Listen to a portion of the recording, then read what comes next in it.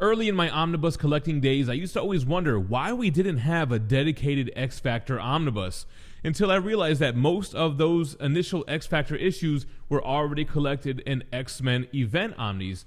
Well, all except for issues 1 through 8, which are now collected in the Mutant Massacre Prelude omnibus, which is new just like X Factor 1. So we're going to take a look at both of those today, quickly look at all of the other omnibus and what issues of X Factor they collect, and decide, what are we going to do here? Are we going to collect this X Factor Volume 1, collecting the first, 26 issues, plus a bunch of tie-ins, or do you go the event route? We're going to take a look at all that today. We're going to also take a look at the variant covers, the release dates, the page count. Do you see how thick this book is? And much more. So let's dive into it.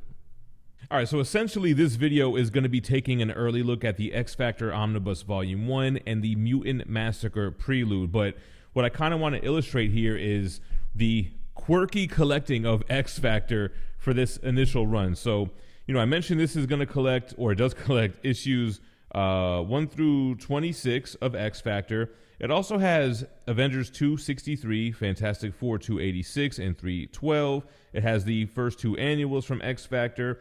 It has Iron Man Annual 6, ASM 282, Thor 373 through 374, and 377 through 378, Power Pack 27 and 35, Mephisto Verse number 2, Incredible Hulk 336 and 337, Classic X-Men 8 and issue 43, Secret Wars 2 issue 5, and material from Marvel Fanfare issue 40. So if you want just X Factor, the story in chronological order, that's what you're getting here. The Mutant Massacre Omnibus, which again, we're going to take a deeper look at both of these once we get through what they collect. This has what leads up to the Mutant Massacre. X-Men 194 through 209 with annuals 9 and 10, New Mutants Special Edition 1, New Mutants Annual 2, the 4-issue Nightcrawler mini, the 6-issue Long Shot mini. You have Avengers 263, Fantastic Four 286. Are these double dipping already there as well? Then you get X Factor 1 through 8. So this is the first omnibus, I want to say, that collects the first X Factor run. It also has the first annual. It also has Iron Man Annual 8, ASM 282. So a lot of the same material as far as those tie-ins are concerned. Same with the classic X-Men and Marvel Fanfare. Okay, so we'll take a look at this in a moment, but keep in mind, X Factor 1 through 8 plus Annual 1. Then we have the main event, the Mutant Massacre itself. Collects X Factor 9 through 17 with Annual 2. Then we're jumping into Fall of the Mutants, which collects, among others, issues 18 through 26. Then you have the Inferno Prologue, collecting X Factor 27 through 32. Then the main event for Inferno, continuing with X Factor 33 through 40. Then we would get 3 volumes of Peter David's X Factor. So the prior Omni ends on issue 40. This collects issue 55, then jumps to 70 and 92. So, being that the new X Factor is considered Volume 1, I guess it's possible that Volume 2 would collect issues 27 through, 55 maybe? 54? Not really sure how they're going to go with that. I would imagine it's going to bridge the gap between the regular numbered volumes and the Peter David run. So, let's take our early look at the Mutant Massacre Prelude Omnibus, which is scheduled to come out on September 10th. This is the regular cover. Gotta be honest, not really a fan of it. The direct market edition is the Bob Layton cover, which is a giant size X-Men homage, but you have X Factor, the original X-Men, jumping out of the middle, and the Uncanny X-Men, or the new team, in the background. That's the cover that I think would be best for this. This one has 1,496 pages, retails $150. This has got to be one of the biggest, thickest X-Men omnis, with great creators such as Chris Claremont, Bob Layton, Nocenti, Adams, Juice, and John Romita Jr. We've already looked at the back. We've already looked at what it collects. Let's look under the dust jacket. Okay, in traditional Marvel fashion, Mutatis Mutandis. It's time for a huge change for the X-Men, beginning with the debut of Nimrod, a foe so powerful he can take on the combined might of both them and the Juggernaut. As Professor X's health worsens, he turns to his old enemy Magneto for aid, and if the Master of Magnetism survives being put on trial for crimes against humanity, he will be called upon to uphold Xavier's dream. Meanwhile, the X-Men need leadership, along with Nightcrawler suffering a crisis of faith. The options are a powerless Storm or a troubled Cyclops, who is about to face the pressures of fatherhood. But so you get the idea. So that's the synopsis.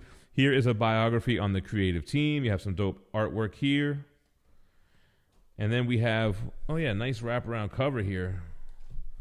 That looks amazing. That's straight 80s style. Mohawk Storm, Australian Outback team.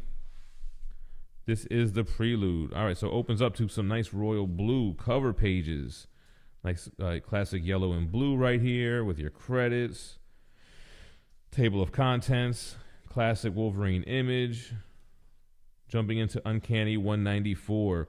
So what I was saying in the intro here, Marvel has made these omnibus in such a way where you can collect it based on events. You can collect them based on just regular numbered volumes. Like, for example, Uncanny X-Men is up to volume 5. I believe volume 6 may have just been announced. Or they also have creator-centric omnis where you can collect just Peter David's stuff, whether it's his Hulk or his X-Factor. And then they also have compilation books as well. But here's where you can double dip and you have to kind of make a decision. Would you rather collect these in event format, which kind of is better on the reading? That's the publication kind of release, and it makes more sense story-wise. Or do you like having all the titles under one umbrella, like X-Factor? But again, if you're reading X-Factor 1 through 26, you're reading stuff that ties in with Mutant Massacre. You're reading stuff that ties in with Inferno. Some nice Weapon X stuff. So for the most part, man, I would rather have numbered volumes. I don't know, just something about having volumes 1 through whatever on the shelf. I think the problem with that, like from a business standpoint, is that it doesn't really sell as well. Like a volume 7 is not going to sell anywhere near as well as a volume 1, but an event omnibus, even if it's a Prelude, would do much better. So here's some X-Factor stuff. First full appearance of Apocalypse. I like how it highlights that in yellow as well. I want to say all of this X-Factor stuff just having read other omnis. And then I don't know where I read 1 through 8, because I definitely read the first appearance of Apocalypse. And then you would get later on after that his Horseman with Angel turning into Archangel. Here goes Colossus versus Nimrod. Very cool. I like how this omnibus collects those 2 mini-series as well. You have the Nightcrawler mini, and then here's the Long Shot mini. You get Mojo with the Mojo verse. Some Doctor Strange tie-ins. So some pertinent X-Men stuff leading into the Mutant Massacre event. And in the back here, we have, this is from Marvel Age Annual. Some nice pinups. You got 80s Storm, Dave Sim Cyclops, Classic Phoenix, some more Storm, some original pages, including the cover for this omnibus, right? Dr. Doom cover. So Arthur Adams, original artwork. So a lot of bonuses in this one.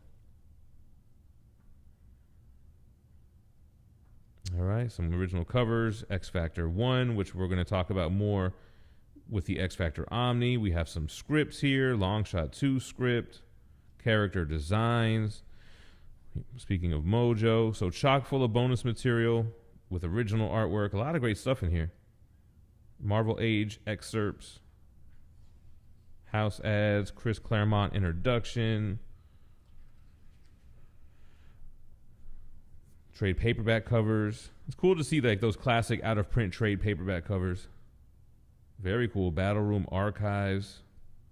Alan Davis intro. Kurt Busiek intro. Spidey. That's weird.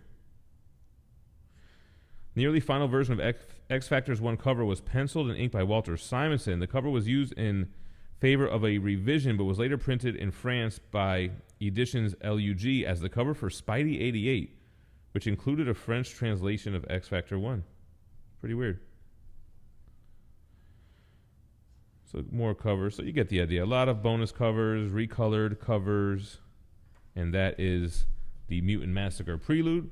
I have a lot of international viewers, And you guys are always asking me where you can get these Omnis. So Comics Bugle, it's discounted while they're in stock. You can use code GemMint to save $2.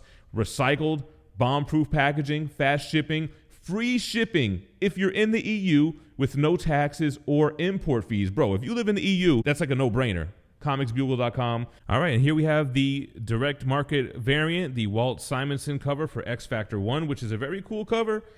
Having the choice, I would rather go with the regular cover, which is the cover for X Factor issue 1. I'm just a big fan of that when the cover for volume 1 is the cover for issue 1.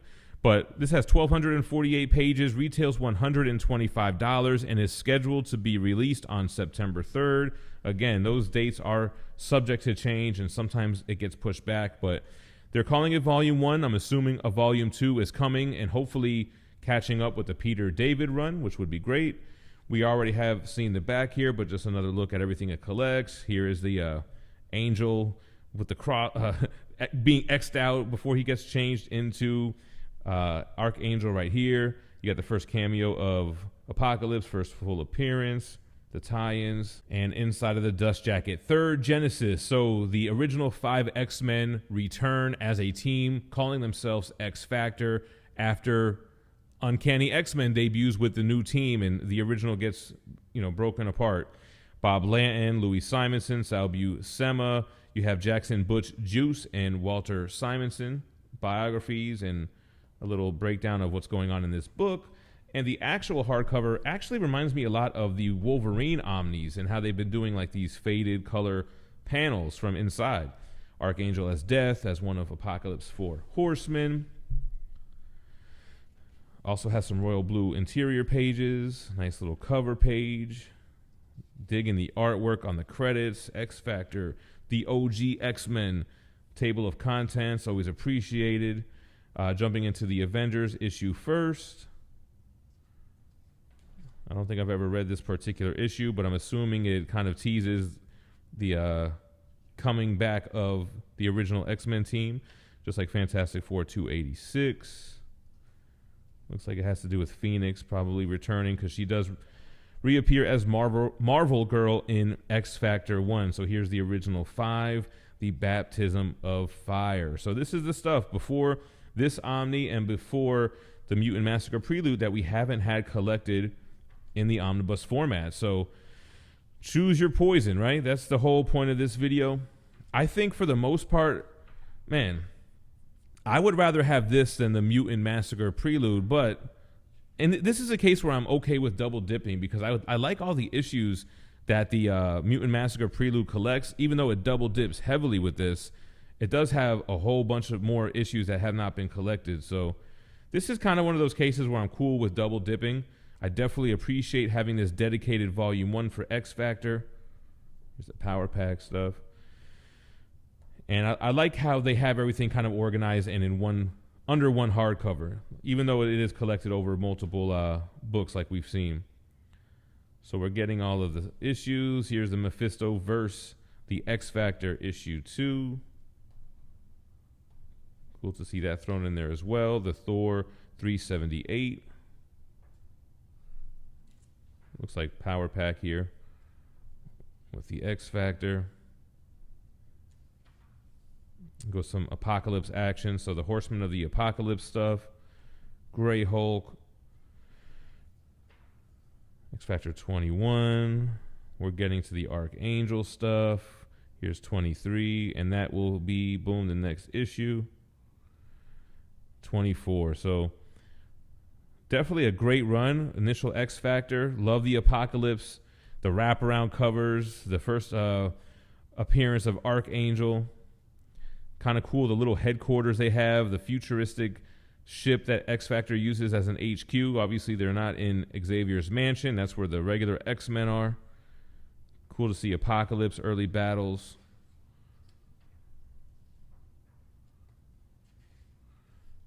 And then, boom, we're in the power pack stuff and all the other tie-ins. And let's see what goodies we have. Not as much as the Mutant Massacre Prelude, but some Marvel Age stuff. Including letters pages, little cartoon here. You have some articles from back in the day. Follow the Mutants. Again with original art. This is cool. The X Factor 1 went through several cover drafts before the editors deciding on the final iconic image. Most feature the team in the cave surrounded by fire, including this unused cover by Butch Juice and Bob Layton. Great cover, actually. I think I like this one better. This is the cover they would use. Here's a different version of it. Very cool. More unused covers. I like all the lore that they add packed in. Now, this wraparound cover was always kind of weird to me. I think it's because it's done by different artists, but it doesn't like really line up good. I always wondered what was up with that. Like, why did it not line up as good as it should? Maybe it says right here. No, it's Walter Simonson, but for some reason, I don't know. It just didn't line up that good.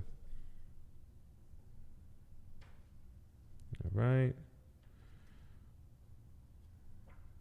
And then in the end here, again, a lot of covers and recolored covers that were used for trade paperbacks, including a recolored connecting cover that actually connects without any issues.